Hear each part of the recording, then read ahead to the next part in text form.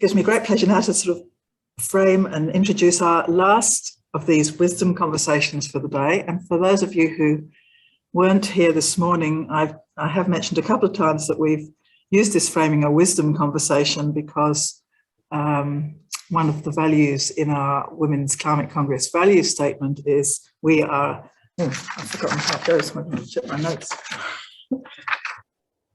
We, a web of women, seek and support wisdom for the common good. And boy, have we heard from some very wise women already today.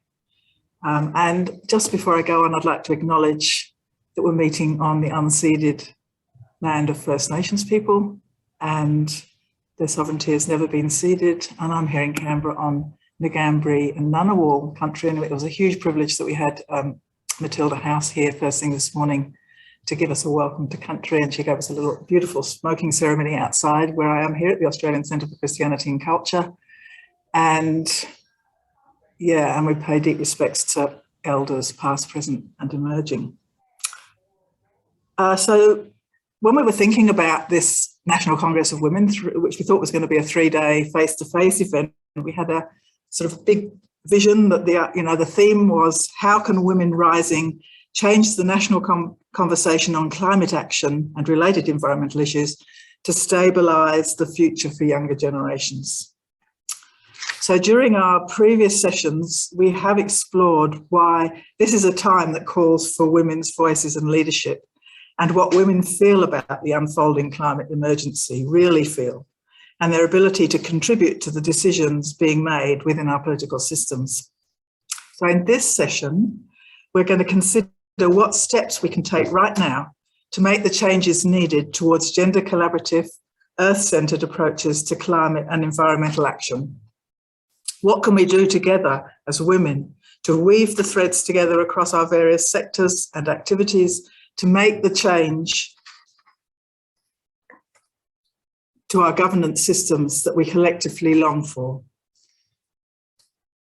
And I'm joined by another great circle of wise women for this conversation, each bringing a different background and perspectives to think about how we can move forward. I'm going to introduce them each briefly, as I have done previously. Their full bios are on our website. So we have Professor Kim Rubenstein, who's a professor in the Faculty of Business, Government and Law, and she's co-director of the 50/50 by 20, or co-CEO, I think that actually is, of the 50/50 by 2030 Foundation at the University of Canberra. I think that was one of the first co-CEO sort of positions that was created, which was a huge step forward for women. She is Australia's leading expert on citizenship and has led research on gender and public law. She was the inaugural convener of the ANU Gender Institute and is a former director of the ANU Centre for International and Public Law. Kim actually is also preparing to run as an independent senator for the ACT in the next election. So we're also joined by Dr. Mary Graham. Mary is a Yagambeh Kombu Mary woman from the Gold Coast through her father's clan and Waka Waka through her mother. She has lectured in Aboriginal history, politics and philosophy at the University of Queensland and other educational institutes. She's served on the boards and committees of many, many Aboriginal organisations and was a member of the first Council for Aboriginal Reconciliation. Mary joined us for one of our monthly Women's Climate Conversations earlier in the year, and we were just so inspired by what she brings. So I'm looking forward to this conversation this afternoon. And I'm also delighted to be joined by Natalie Isaacs, and many of you will know Natalie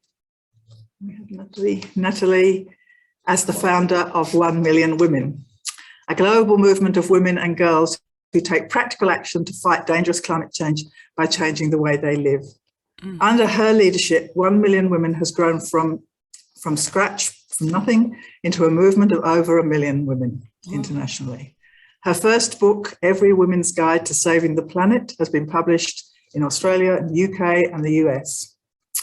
And finally, I'd like to welcome Sanaya Kisti, who's the Chief Strategy Officer of Beyond Zero Emissions, overseeing work with state and federal governments and industry engagement in the regions. She's a fellow of the University of Melbourne's Pathways to Politics Programme for Women and has participated in the Women's Environment Leadership Australia program. And in the background here, I've got Lynn Stevens, who's going to help me keep an eye on the chat. And so please put plenty of questions in the chat as we go along so that we can have, in the last quarter of an hour or so, a bit of a Q&A session. But I'm going to hand over to Kim Rubenstein, who's actually going to moderate and facilitate our wisdom conversation. Take it away, Kim. Thank you very much. Thank you, Janet. Thank you very much. And I too join with you. I've got the banner behind me, which gives us the funny hairdos, I'm sorry about that, of the University of Canberra.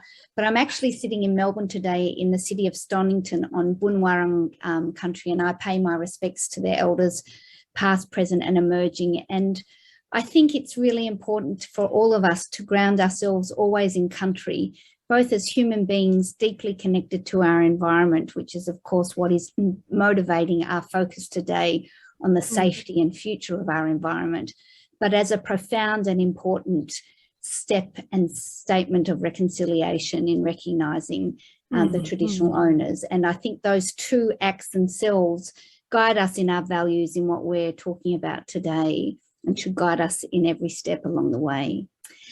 I am very keen to hear from everybody today, and I wanted to say that in thinking through governance, I think the most appropriate place to start is with Dr. Mary Graham in our ordering, in thinking through Indigenous governance principles, because one of the absences in our Constitution, which I will come back to in my short presentation, is our failure to truly acknowledge Indigenous foundations to this country. And the Uluru Statement from the Heart is something that I'm very committed to promoting, supporting and ensuring that we achieve constitutional change. And with that spirit, Mary, can I call on you to give your first 5 minutes of presentation? Right, okay. Thank you very much. And thank you, Congress, for inviting me here to make a presentation. First of all, I'll introduce myself in an Aboriginal way. I'm on my father's side. I'm speaking from the Gold Coast. This is Yugambeh language people from here. The Combameri is my actual mob. My mother's side was Waka Waka from the Burnett River district in a few hundred kilometres northwest of Brisbane. So first of all, I know we haven't got much time, but one thing I would love to say, I couldn't agree more with you, Professor Rubenstein, about 50-50, the 50-50 model. I totally agree, just straight off with the idea of a gender balance in general, but a gender balanced governance system. So a governance system that is gendered, and that is a traditional idea. Women's business, men's business, women's spirituality, men's spirituality, women's law, and men's law, and so on. So it's just been present there all this time, actually. The idea that the world is made up of this, and actually, in actual fact, it goes further than that. Actually, where women, I take it, embodies relationality. They embody relationship. Now, not just relationships between people, but the whole philosophy of a relationalist ethos. I do believe our bones, and I'm not talking about modern issues to do with some of the cultural, social things that are happening now, disagreements and so on. But I'm talking about the very bones of women are made for having a child, So they're made for this, whereas men aren't, as far as I'm aware. They're not. Even when people do have reconstructive surgery, they can't have children and so on. So to me, it's being able to give birth, whether women like children, want children, can have children, or are unable to have children, medical reasons, all kinds of reasons, they still embody relationality. They embody it. And the embodiment of Aboriginal ideas is relationality. It's a relationalist ethos. So the land, the old saying all over the world, of course, the nature is like mother nature, and so on. This is an ancient society that put it into social and political ordering systems. They actually put it into the governance, you know, and it's been like that for forever. So women and men together run society, basically. The relational has four main attributes: autonomy, balance, place, and ethics. So we're autonomous beings. Every human being is an autonomous being, but all nature is autonomous too. It owns itself. So we all own ourselves. So no hierarchy, a flat system, men and women run things, and women are definitely autonomous beings. They're not handmaidens, they're not baby machines, they're not anything like this. They run society, and they actually have to. I was suggesting about, say, the boards and committees, like the National Congress, Aboriginal National Congress, they actually tried to put this back into place of having a gendered-based governance system and so on. There are other ideas to do with this way of looking at life too, but the one main thing was relationality. It isn't opposed to survivalism, because that we're all survivalist and relationalist, but we must have a relationalist ethos. An ethos is the idea or philosophy of that this is what the meaning of life is actually about. Some people and groups, countries, and so on have a different idea. When they have crises, it turns their ideas into a survivalist ethos, and that is the world. The world is like a dog-eat-dog world. Look after number one. The whole of the environment becomes threatening, and so on. You have to survive, and so on. It's a different idea altogether. So relationality tends the survivalist tendencies. It looks after it, and so on. So, and the one thing that I really have to try and get across is looking after land goes with being against war. You've got to somehow, there's an old saying with Aboriginal people, look after country, look after kin. Country comes first because it's the bedrock of looking after people. So I'd love to see the whole thing of looking after the environment and being against war, all kinds of war. You know, this old country never suffered a invasion, has never been invaded. So the concept of invasion is foreign. I would love to see that in any women's philosophy of life. So I'll leave it there. Great. Thank you, Mary. So in the structure of this, I'm going to go next to speak about Australian constitutional structures.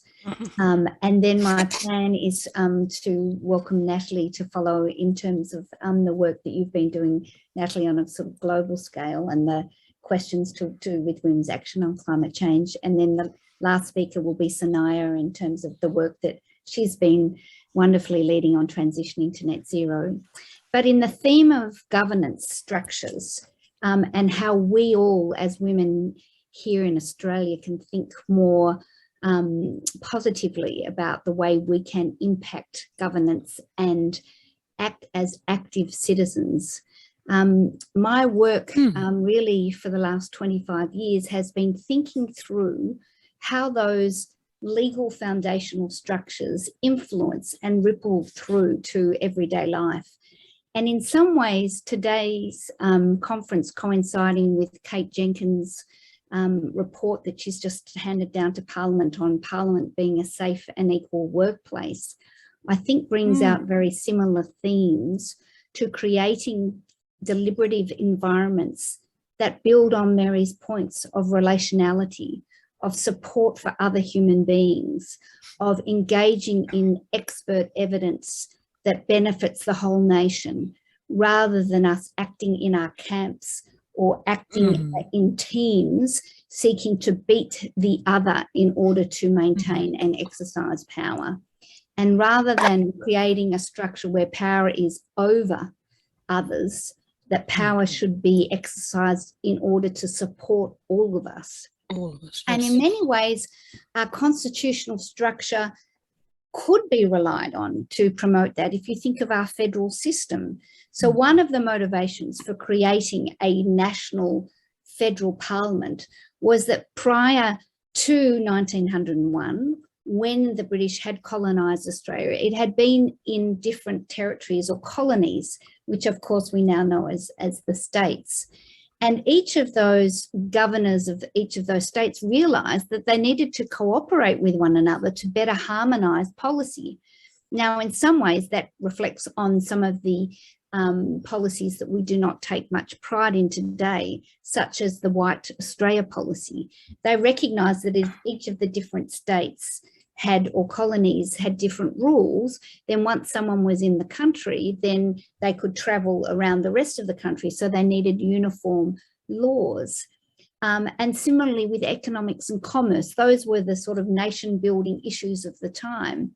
But it was interesting, the women of the time, even though they didn't have the vote, were quite vocal about the importance of women's vote and the ways in which they engaged with those systems. But back to the thematic that I'm introducing here of our federal structure, it was about recognising that different governments can work together to create harmony in the system rather than being a fragmented system.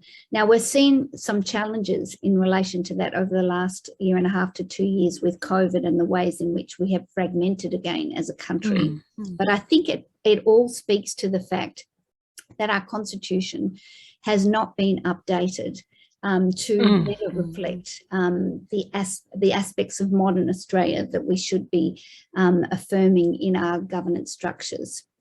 But back also to other frames for thinking about the way in which we govern and engage in debate.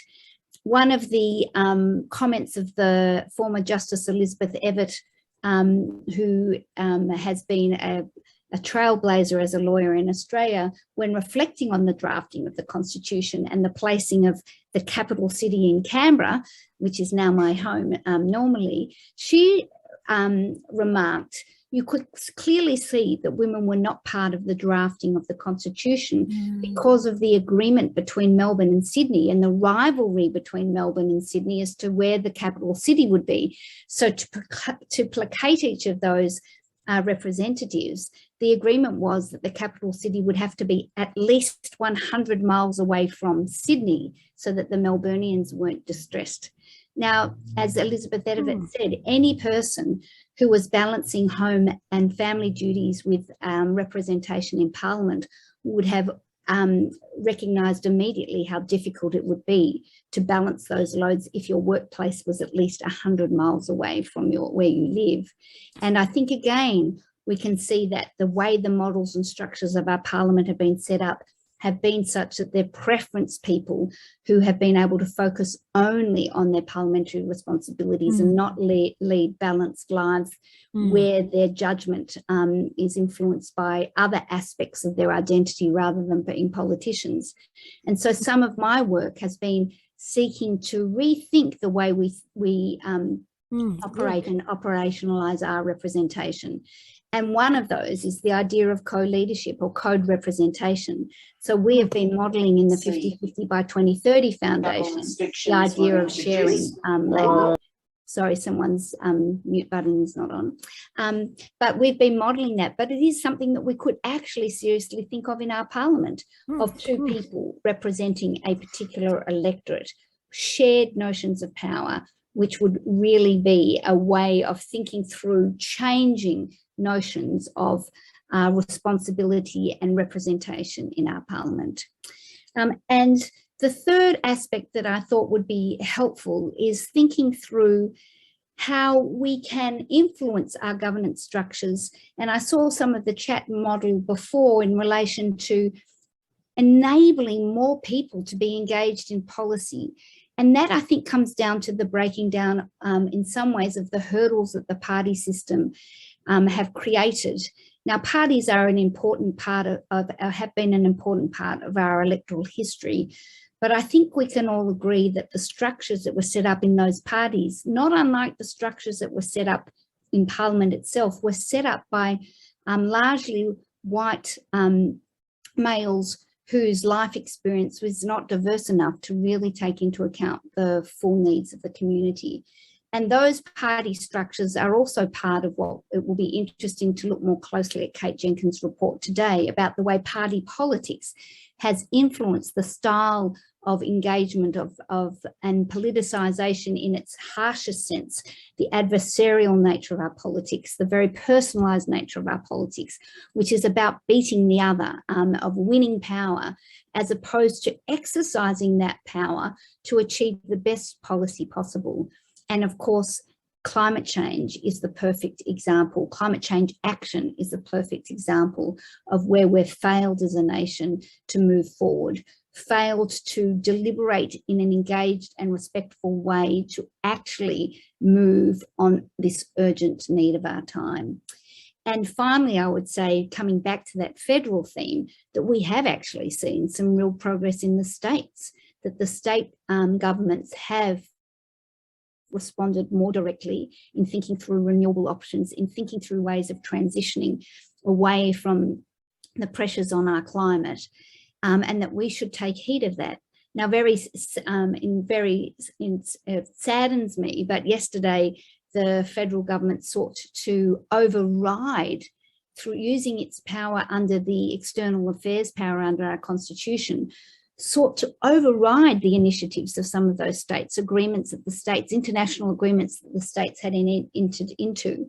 And to me, that's an improper exercise of power by the federal government, and that we need as individuals to become as active as we can as citizens, whether it be at the next federal election or otherwise, to express that that is not acceptable to us as all, wherever we live in Australia, whichever state, whichever country upon which we have the blessing to be living, that we have to act in the interests of all of us and not fragment, because as I'm about to go on to Natalie, this is an international issue. It's not about any one particular place. But where we are in our particular place, we have a responsibility to stand up, to influence our governance structures. We have that power through our vote, but we can have that also more actively in between elections, to keep these issues at the forefront, to remind our representatives that there are better ways of moving forward to ensure climate change action. And with that, I'll move on and mute myself and hand over to the wonderful Natalie Isaacs. Thanks, Natalie. Oh, thanks, Kim. Thanks, everybody. And yeah, oh, can you hear me? Oh no, I've got an echo.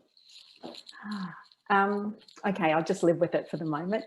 But yes, Kim, I've just come back from COP, and honestly, the states and territories and what's been happening there, I was hanging on to in terms of, you know, at least that's happening. So yesterday's news, yeah, it's quite outrageous. Yeah.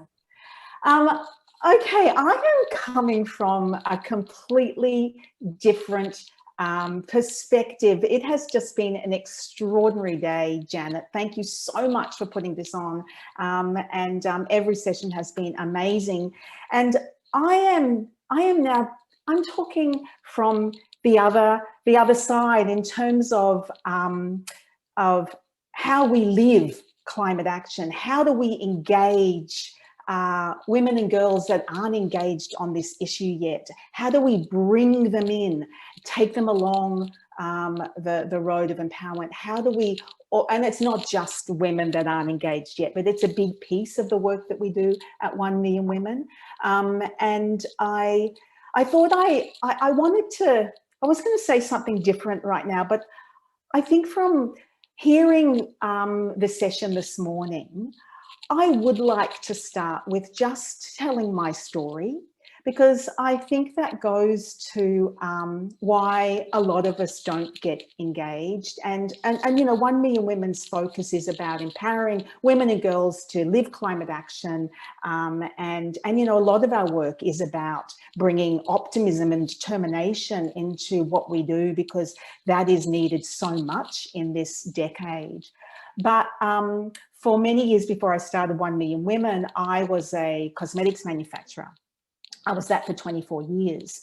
And actually, I was part of the problem in terms of waste and overconsumption, but that's another story, and I can talk about that later. But I got engaged. I was just not engaged on climate change at all. I just thought I was one person, couldn't make a difference. I thought that I didn't know enough about the issue. And when you don't know enough about something, it is so much easier to do nothing. And I just did not take responsibility for it at all.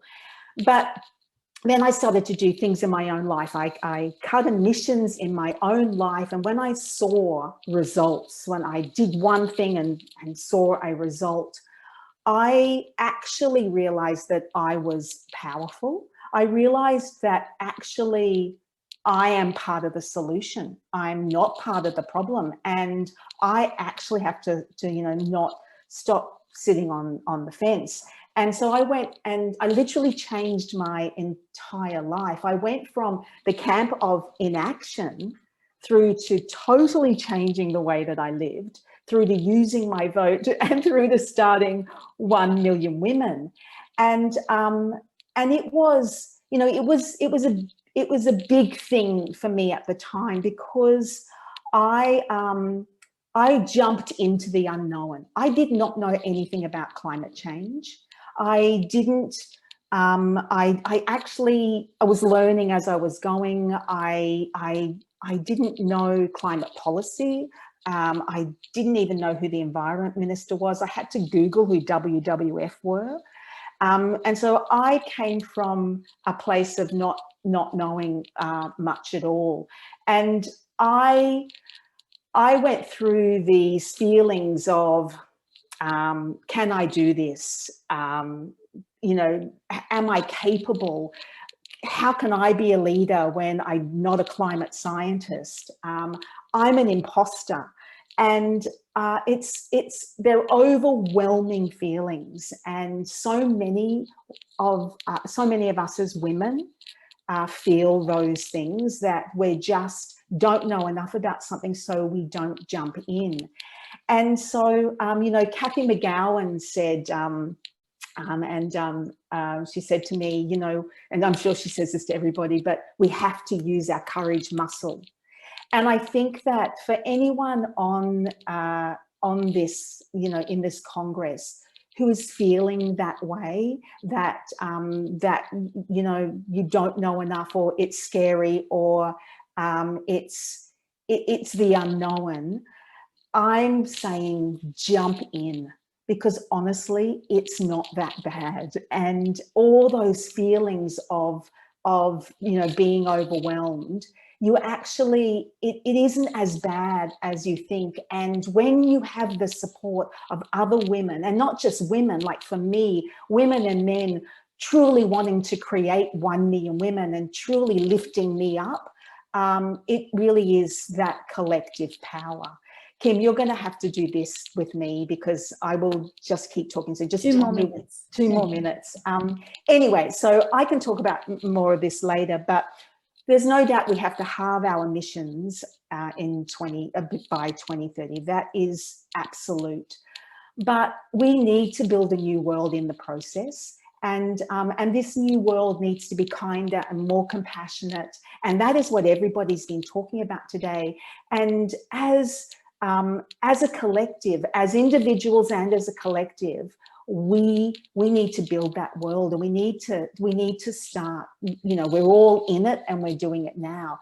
And it all starts with what you've been saying, Mary, with what Anne, with Paulina was saying this morning, that it starts absolutely fundamentally with this deep spiritual relationship with our earth, and we have to listen and learn from the wisdom of our First Nations peoples, because we have to understand that we don't own the earth.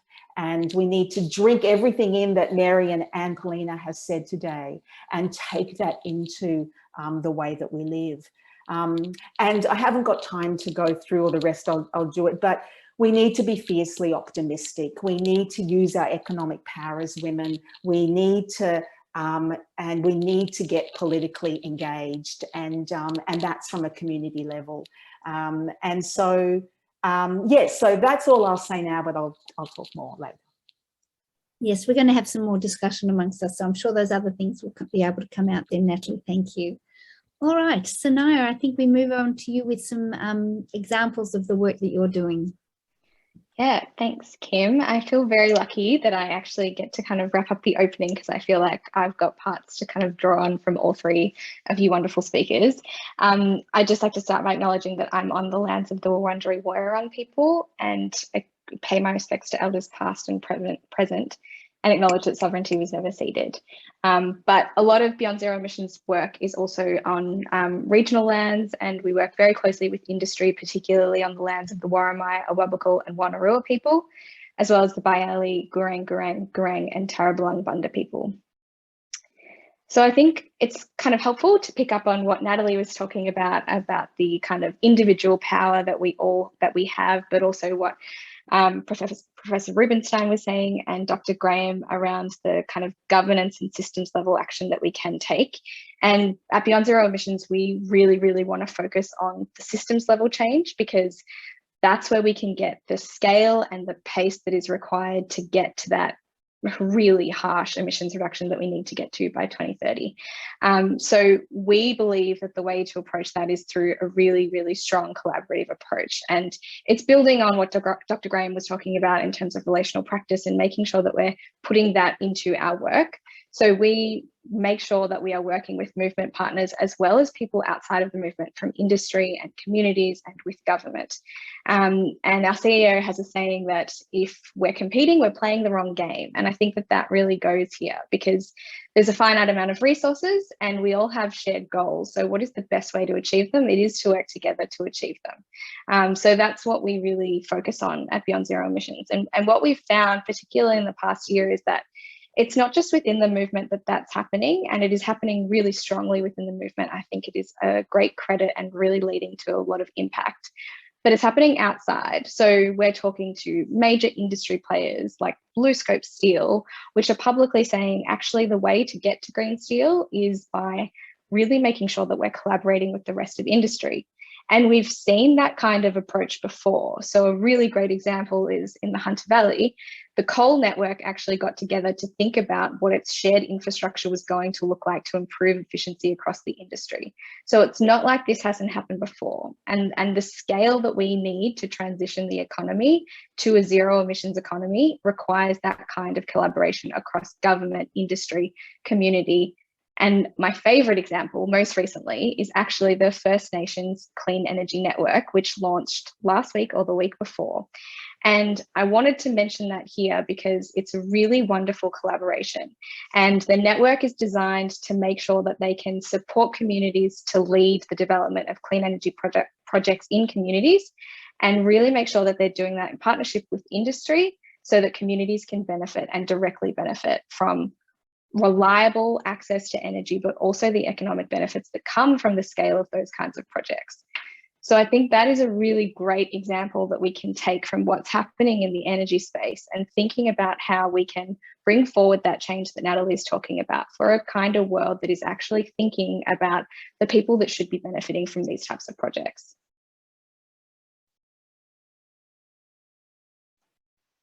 Great, thank you so much. Isn't that inspiring? And what a nice circling back to where we began, Mary, in terms of First Nations guidance and inspiration, and similarly to what I was saying at the beginning with the Uluru Statement from the Heart. Sanaya, can you give us a little bit more direction where we can find some more information about that First Nations Clean Energy Network? Is it just a matter of Googling it? I'll pop the link into the chat right now. That would be really great, because I think that there is a very nice, as I said, return to our origins in linking these ideas. I'm wondering, Mary, if I can return to you, having listened to the other presentations after you, to think through some of those key points of relationality that I think are so embedded in everything that we've all been talking about in this session. That recognition that Natalie identified in terms of our own capacity and our connection to our own power to do something, but the ways in which we can influence others.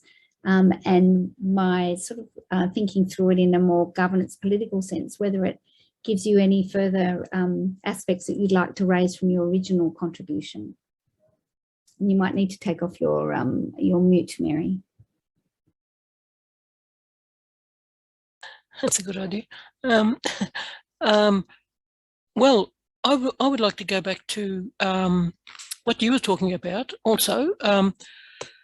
I've been really impressed with, but I don't know how it started or if it's still going, the idea of, I don't know if people know the word sortition. Sortition. It's mainly in the UK, I think, but other places too, but I haven't heard of it very much. It's the idea of having people's assemblies or citizen assemblies, randomly selected people, you know, like jury duty, they're selected randomly. Well, the idea, I think, is a randomly selected group of about 100 or a couple of hundred of anywhere at all.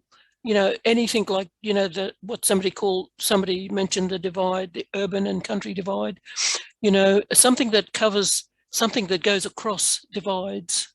But I thought, how wonderful. It sounded very much to me like consensus, which is the Aboriginal old system, you know, a group of people in a small scale, because we all had very small societies, you know, obviously, but it could still be. I know it's a huge problem, the idea of the law of obligation. This is the pure, you know, the relationalist idea, a law of obligation.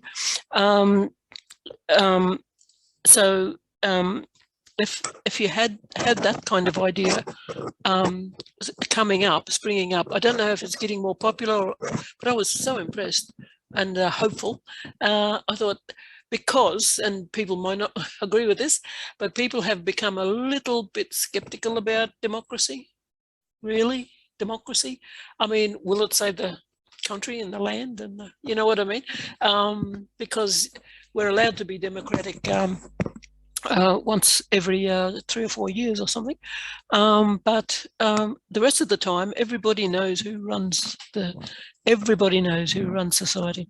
The wealthy, you know, the powerful, and the highly weaponized. That's who really runs the world, you know.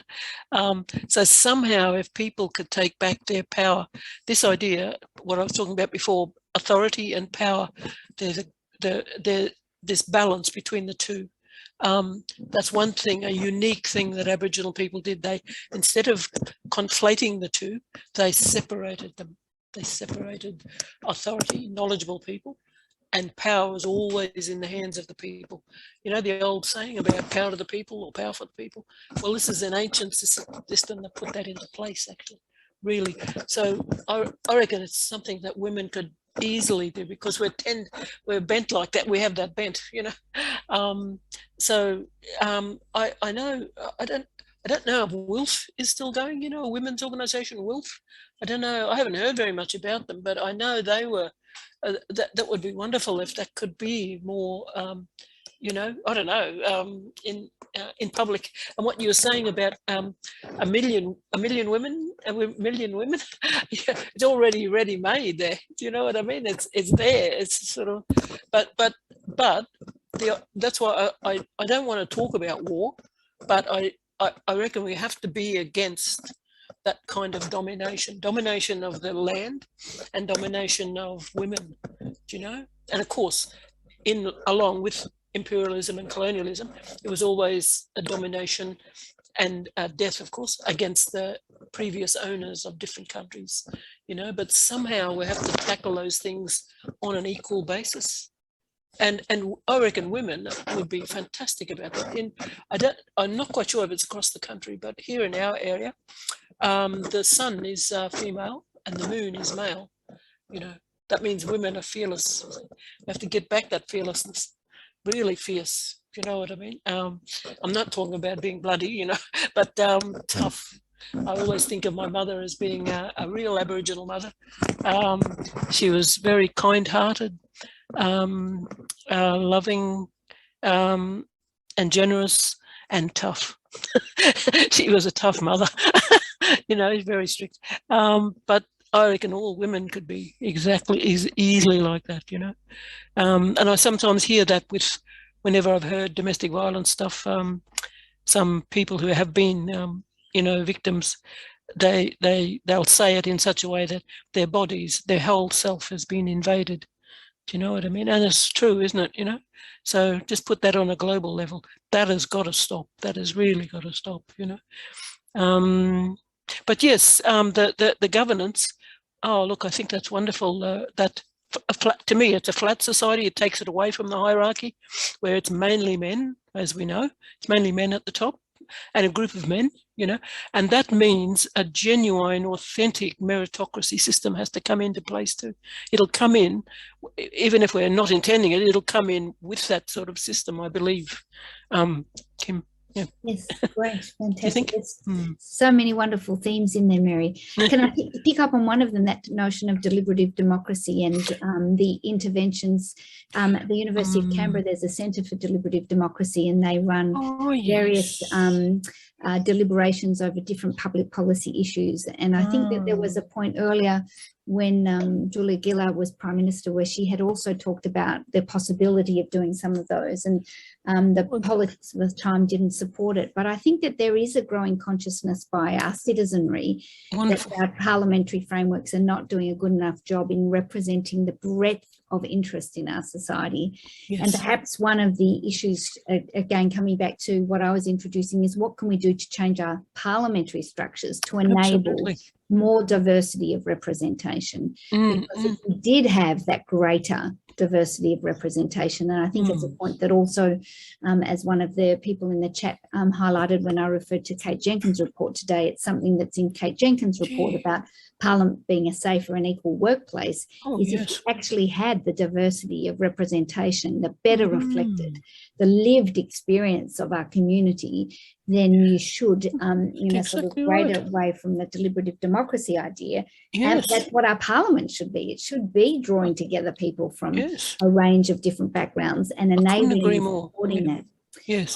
So I think that is a really a vision that we should be demanding and working towards. Yes, you know, I agree. I totally agree with that. Yes. Natalie, can we come back to you with some of the other ideas that we sort of cut you short on in the way they might resonate with some of that discussion in terms of that diversity of experience? Yeah, I'd love to pick up on both yours and Mary's discussion there in terms of, you know, community and being engaged with community, and we need that more than ever now, where we are really engaged in our local community.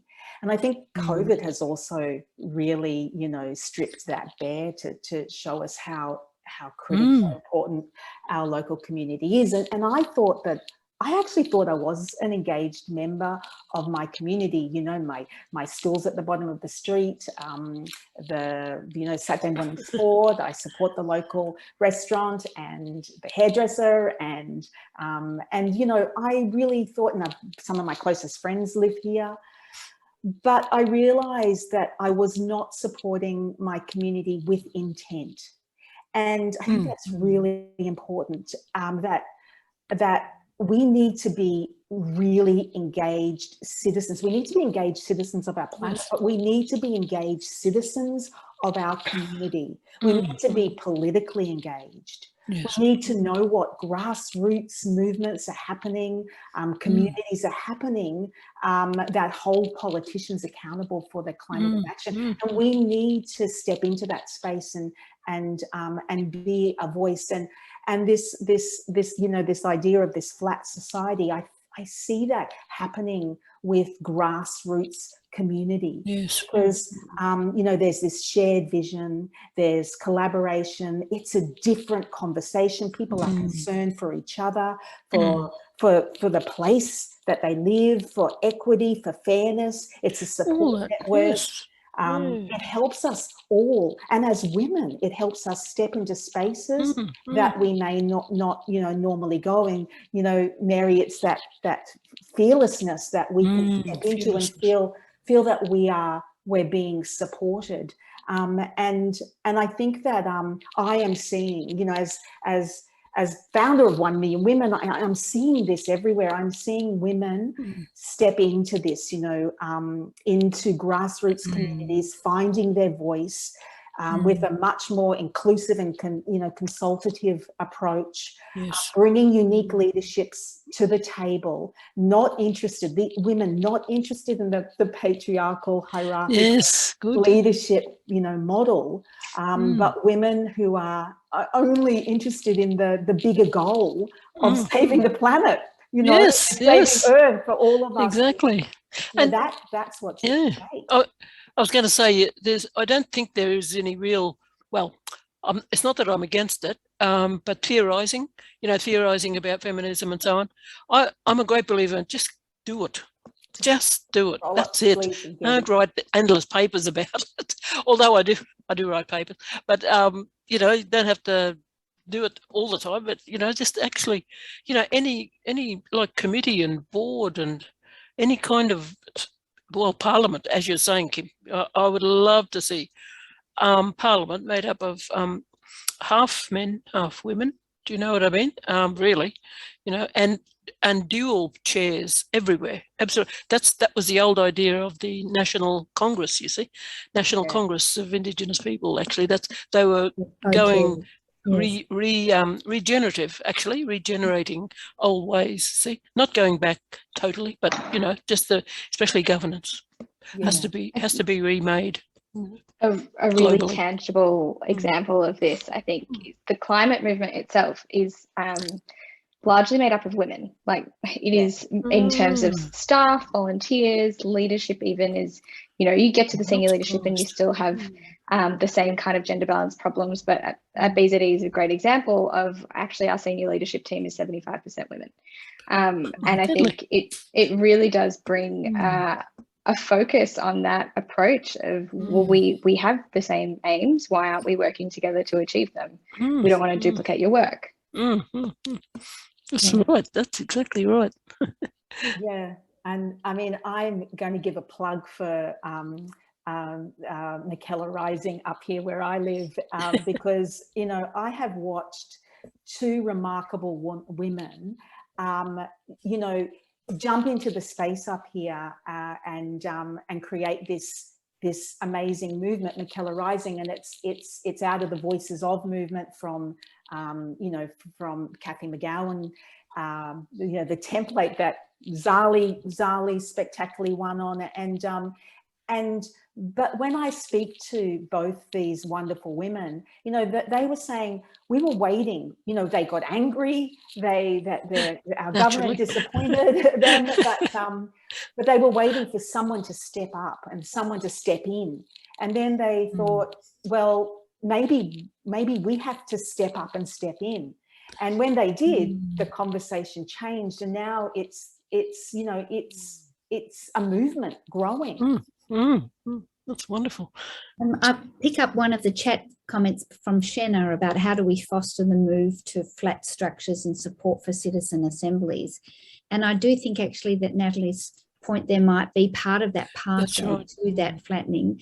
And of course, given you've shouted out, Natalie, I am running as an independent for the Senate for the ACT. Oh, deadly. Good. And yes, and in order to highlight that need to change the way we think about how we engage with those politics. And I think that the rise of independence, whether it be through the Voices or through other mechanisms, is a recognition that the party structures that are part of that older model may have some value in relation to governance practices, but that the introduction of independence, and it is interesting that it's largely women so far who are saying, we don't want to play the old game, we want to play a game that is not a game, but is actually truthful to and authentic to the policies and commitments and values that we each hold, that we don't have to compromise those aspects of our identity in becoming involved in political action, and that it's not politics as a dirty sense of politics, but politics in its highest active citizen. At its highest ethics, Yeah. yes. Which Yes. is about,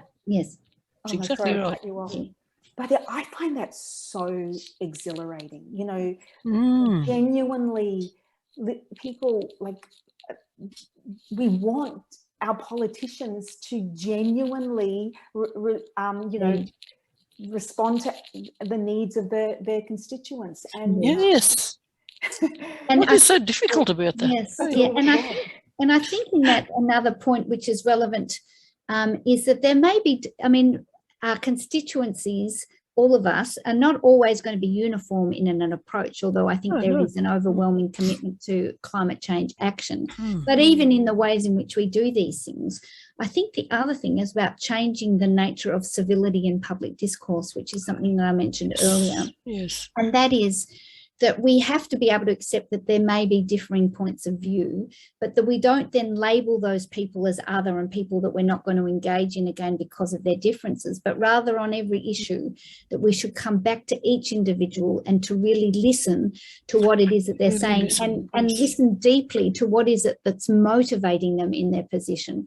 Is it fear? Yes. Is it some aspect of being overwhelmed by aspects of current issues in society that make them react in a particular way, and that how do we as fellow human beings support our fellow human beings in coming to a better place that is actually better for all of us. And I think that that really does link into the climate change issue, that we are all going to be affected.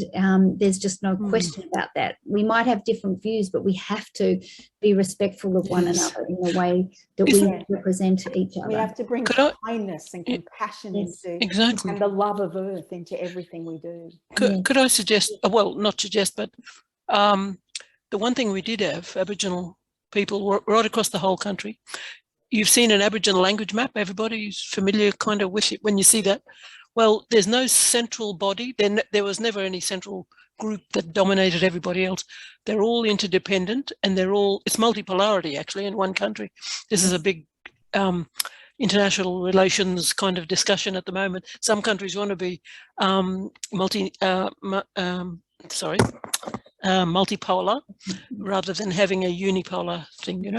But that's partly because our old system is based on its own logic. Every one of those people, every one of the different groups had their own view of life, their own dreaming story, if you like, or a genesis. In other words, it was a logic of that all perspectives are valid and reasonable. Now you add that logic. Now you can't take that to the nth degree, of course, because you end up with fascism. But all perspectives are valid and reasonable. What it does in the social and political ordering sense, it actually sort of suspends judgmentalism. So you have to have that logic along with a custodial ethic, a law of obligation. You can't have one without the other. You've got to have them both on the same level. And that's how you get to be a stable society for a very, very long time. And this might interest you. I work also with the School of Philosophy at UQ, you know, on all sorts of stuff, logic and that. I have a suspicion, but I think a lot of women already know this or suspect it. I know men suspect it. I'm sure that logic itself is gendered. I am sure. I've come across a couple of articles written by women in different UK and US where, but it's not much about it, but it is there. And I do believe that. I believe that about that our own idea, not just Aboriginal people, but Indigenous people, they've always thought that. Do you know what I mean? That we are the same in many respects, but we're not the same in so many other respects too. You know, and it needs two, you know, the old idea, two heads are better than one, yeah, especially if one is male and one is female. And that's how, you know, you get to run a country in a proper way like that, but especially with that law of obligation for looking after land, you know, little tunnels and bridges across highways so that the small furry beasties don't get run over and end up being roadkill. That's a law of obligation. The National Health Service of, a Western, a UK invention, brilliant, looked after everybody, doesn't matter how poor they were or who they were, with very good quality healthcare, for everybody, not picking and choosing class-wise or anything. That's a law of obligation.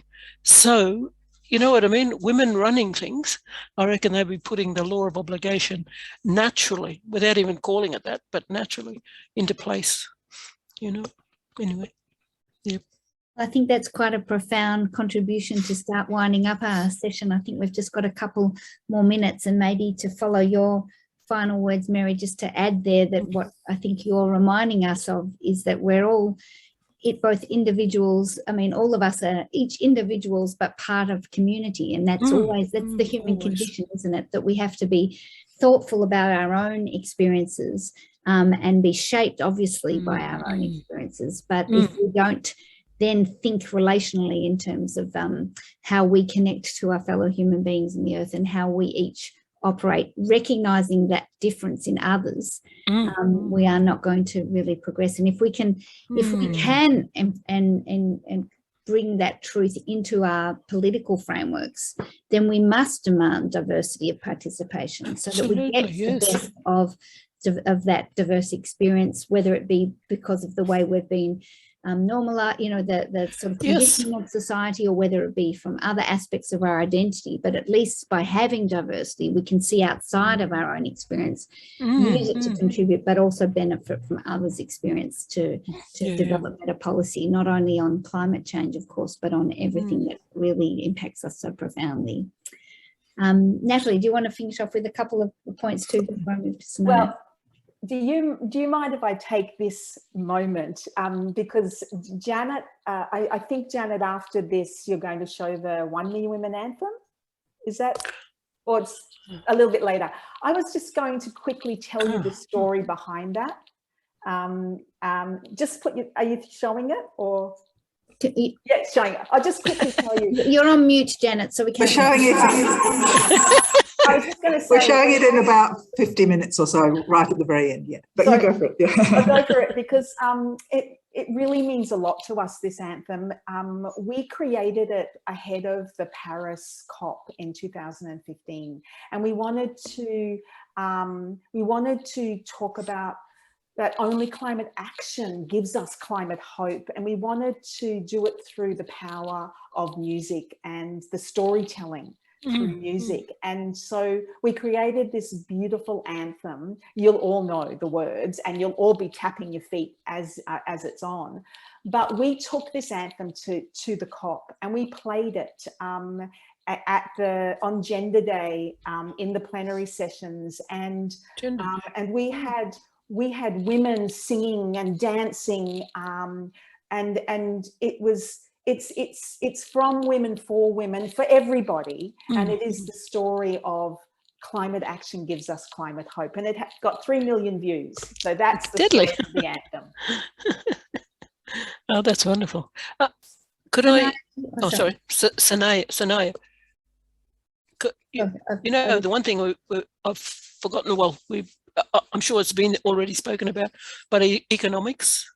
And I know, and I'm sure there's lots of women economists all over the world, in different countries and so on. But do you have any idea for that? Because some really smart thinkers over the decades have tried to write up ideas about how to humanise capitalism, basically. And I take from when you were talking before about how to, because an economy is always going to be with us. We're never going to go back to some other kind of thing. And there are companies, and regardless of what some people thought or think of, companies, big corporations and so on. The old English essayist Hazlitt, he actually called companies, and he's talking about the British East India Company, that sort of thing, those ancient old companies. He called them savages. Actually, he reckoned they were savage. and they were almost like ruthless, totally ruthless. All they wanted was profits and so on. How do you bring that kind of, what do you reckon, Sanaya, how to bring that into them? Because you already sort of touched on it with environment, you know, how do you bring that in? Yeah, it's a great question. And I think for us, one of the things that we focus really intently on is telling the stories of the communities that they have the most to lose, then they also have the most to gain in this transition. So that's why our work has focused a lot in the past 2 years on the Hunter Valley and in Gladstone, because those communities have to transition and they need to have something to transition to. But it's across all industries. And to your point, like, I know 1 Million Women has done a lot of work in this space as well, thinking about what are the economic opportunities for women. And that's something that we're bringing into our work as well. There are huge opportunities for Australia as a nation. There are huge opportunities for the regions across the country. And we need to make sure that we're thinking about who should be benefiting. And again, that goes back to the work that the First Nations Clean Energy Network is doing. Who should be benefiting and what are the opportunities for them to benefit, and making sure that there are partnerships that are formed to actually deliver those. Wonderful. That's great. Good on you. On that very inspiring note, I'm going to hand it back to you, Janet, to conclude this session. Oh, thank you. Thank you very much, Kim and Natalie and Mary and Sanaya, for that wonderful conversation. What a privilege it was for me to just sit and listen and absorb, because as my friends know, I'm quite often somebody who's doing the talking. So just to sit and listen to you, and that really, really was a wisdom conversation. So thank you. Thank you very much. So the thing I really want to take out of that is how I just don't want to walk away from today and think, well, that was a really great conversation. I really want to think about how can we take this forward, these marvellous ideas that have come out today about how we can get more equal representation, the idea of 50-50.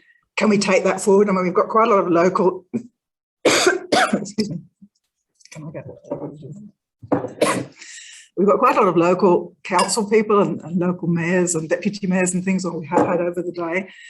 So maybe it's something that can start there. I loved Kim's idea of, you know, how can we encourage our parliament to be equally represented? And I hope, including maybe even a man and a woman representing from every state.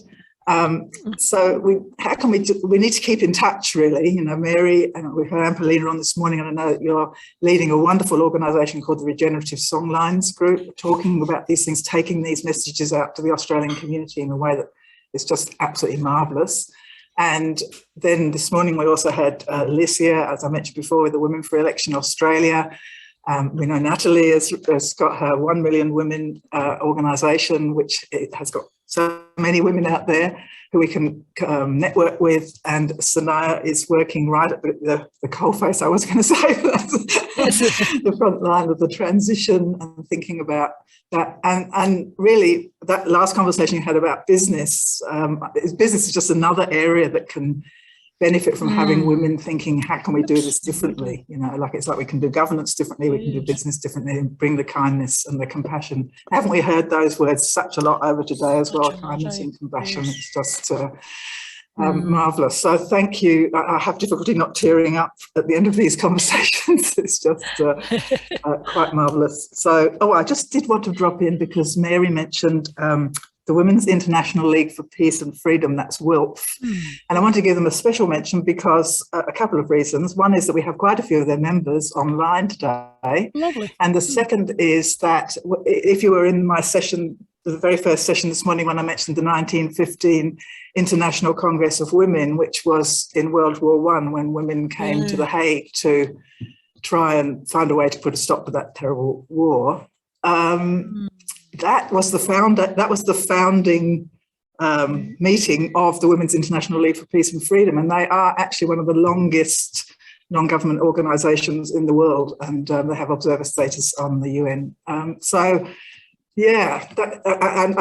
our name, Women's Climate Congress, is a nod to that movement as well. But we're trying to take those same ideas into the issue of climate change and environment. So thank you so much to our wise women. Thank you. And we'll Thank you. Thanks, Janet, for organising and bringing finish us that session together. there. Maybe we'll need a bit of a shake-off again after that. Might need Barb back for a very quick shake-off before we go. That was lovely. I find that the intensity of listening to these sessions lends itself to Thanks, having Janet. a bit of a... Okay. Thank you. That was